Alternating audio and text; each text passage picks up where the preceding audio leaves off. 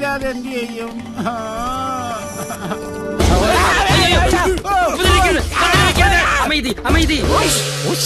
എന്താ? ഞാൻ പ്രതിമ തകർക്കാനാണോ? തകർക്കാനാണോന്ന് ചോദിച്ചാൽ അത് ഉരുക്കി പൊടിച്ച്. അപ്പൊ ഇന്നലെ വന്നവൻ തന്റെ ആളാണല്ലേ? അപ്പൊ എനിക്ക് എണ്ണം തെറ്റിയില്ല. അപ്പൊ എണ്ണിയാണ് പരിപാടി. അവൻ എന്റെ വകയിലൊരു അനിയനാ. ലേശം ബുദ്ധിഭ്രമമുണ്ട്. അപ്പൊ തനിക്ക് പ്രതിമ ഉടക്കലാണ് പണി എന്ന് പറഞ്ഞൂടാ. പ്രതിമ കിട്ടിയാൽ ഉടച്ച് വേണേലൊരു കഷ്ണം നിങ്ങൾക്ക്. അപ്പൊ ഉടയ്ക്കാൻ പ്രതിമ വേണമല്ലേ? അല്ലാതെ ഉടയ്ക്കാൻ പറ്റില്ല. അയ്യോ, ഉടയ്ക്കാൻ ഒരു പ്രയാസമില്ല. ഞങ്ങൾ അതിന്റെ എക്സ്പെർട്ടാ. We are the expert of the ഉടക്കൽസ്. ആണോ? വലിയ ഉപകാരം. ഉടച്ച് ഉരുക്കാൻ അറിയാമോ? പിന്നെ ഇവൻ ഉരുക്കലിന്റെ സ്പെഷ്യലിസ്റ്റാ.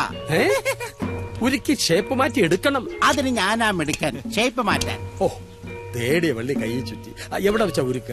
ഇവിടെ വെച്ച് വേണോ അതോ ഞങ്ങളുടെ വീട്ടിൽ? അവിടം വരെ പോകുന്ന വലിയ ബുദ്ധിമുട്ടല്ലേ? ഇവിടെ വെച്ച് തുടങ്ങാം. അതെങ്ങനെ? That is not impossible. കാണിച്ചു തരാം. തൂക്കി പിടിച്ചോ. ഇനി ഉരുക്കാം. ഇവിടത്തെ ചേച്ചി അവിടെ? നിനക്കെങ്ങനെ ചേച്ചി അറിയാം? ഇതുവഴി പോയപ്പോ ചേച്ചിയിലെ എന്നെ സഞ്ചി ചോദിച്ചു വാങ്ങിച്ചത്. മുഴുവൻ ഉണ്ടോന്ന് ചോദിച്ചു. വേണ്ടെന്ന് പറഞ്ഞ് അപ്പൊ തന്നെ പിടിച്ചു വാങ്ങിക്കുകയും ചെയ്തു. അപ്പൊ അതാണ് കഥ. ഞാനിവിടെ ഇല്ലായിരുന്നു. സാധാരണ തമിഴൻ സഞ്ചിയിലാണ് ക്യാഷ് കൊണ്ടുവരാറ്. ചിലപ്പോ അതാണെന്ന് കരുതിയായിരിക്കണം അവള്. ആ സഞ്ചി അകത്തുണ്ടോ? ഇല്ല, അവളെല്ലാം വാരിക്കെട്ടിയാ പോയത്. എന്നാ നീ പേടിക്കണ്ട. നിന്റെ ഭാര്യയുടെ അമ്മായി അച്ഛന്റെ അഹങ്കാരം ഇന്നത്തോടെ തീരും. നീ രക്ഷപ്പെട്ടെന്ന് കരുതിയാ മതി. ചേട്ടൻ എന്തീ പറയുന്നത്? എടാ, സഞ്ചിക്കകത്ത് മാൻഡ്രേക്കിന്റെ തലയായിരുന്നു. ഈശ്വര, എല്ലാം നല്ലതിനാണെന്ന് കരുതിയാ മതി. നഷ്ടപ്പെട്ടതൊക്കെ അന്യായമായി നേടിയതാ. അത് പോകാനൊരു കാരണം, അത്രേ ഉള്ളൂ.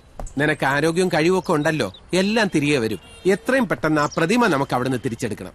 വേണ്ടേട്ടാ, കുറച്ചനുഭവിക്കട്ടെ. കണ്ണി ചോരയില്ലാത്ത വർഗങ്ങളാ. ഇപ്പൊ ആവശ്യം നമ്മുടേതാ. നിന്റെ അമ്മായിയപ്പൻ എന്നെ കണ്ട ചതുർത്ഥിയാ. അതുകൊണ്ട് നീ തന്നെ എങ്ങനെയെങ്കിലും ഞാൻ എങ്ങനെ അവിടുന്ന് വഴിയുണ്ട്.